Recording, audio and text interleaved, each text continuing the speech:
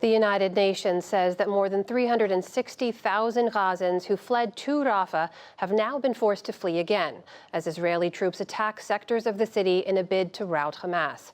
Also in Rafah today, the first foreign UN staffer was killed by Israeli troops. More than 100 Palestinian UN staff have been killed since October 7th. Nick Schifrin has our report. A city that's been teeming with the displaced is now slowly being deserted. A quarter of the 1.3 million Gazans who fled here are now packing everything their cars or bikes can carry and fleeing again. Fatah Ahmed is among the last to leave. I don't have a choice, like everyone else. Everyone left, so I am doing the same. What should I do? Stay alone? I am scared to stay alone. Many have been displaced to what is essentially the beach, piling their lives upon a pile of sand. Meet the Zatar family. This is their third home, as it were, since the war began. The children have kept their smile, but their mother, Amina's, has vanished. I can't find a tent to set up for me and my children.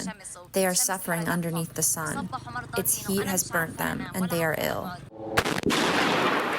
Israel is ordering Rafah evacuated because the IDF says Hamas's final 4 battalions fight from there, including with mortars last weekend that killed 4 Israeli soldiers and blocked humanitarian aid. Let's make it clear, if we don't destroy the last 4 battalions of Hamas in Rafah, we will have lost the war. And now Israel has launched new raids on what it calls Hamas terrorist infrastructure in central and northern Gaza, areas that Israel long ago cleared. What we're seeing is a kind of sorcerer's apprentice type dynamic. The units devolved into small guerrilla teams, and they don't require any centralized command control.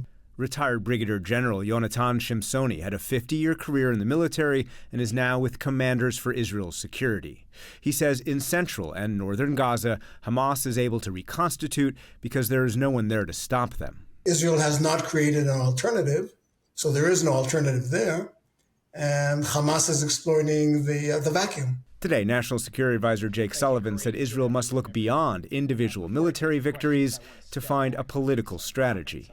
There needs to be more attention on that piece of it, lest we end up in a circumstance where Israel conducts a military operation, kills a bunch of Hamas guys, also creates some harm to innocent civilians caught in the crossfire, and then terrorists come back, as we have seen them come back in Gaza City and Khan Yunis and other places. We want to avoid that outcome. The Army has been saying for months now, tell us what it is that you really want to achieve in Gaza. I mean, what is the political, diplomatic outcome that you envision so we know what to pursue? So, as the Cheshire Cat said, if you don't tell me where you want to go, I can't tell you how to get there. But those strategic debates feel detached from the trauma. Today is Israel's Memorial Day, more raw than ever, especially at the site of the worst single attack of the worst terrorist attack in the country's history, the Nova Music Festival. Said, the sky is crying with us. The rain was all around. I feel bad. I feel very, very, very sad about what happened here in this place, in this area. Today, Prime Minister Benjamin Netanyahu said the soldiers who died fighting died for an existential cause. It's us or them, Israel or the monsters of Hamas. Its existence, freedom, security, and prosperity, or annihilation, massacre, rape, and enslavement.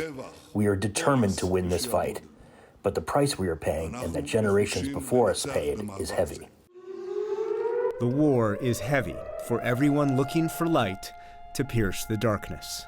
For the PBS NewsHour, I'm Nick Schifrin.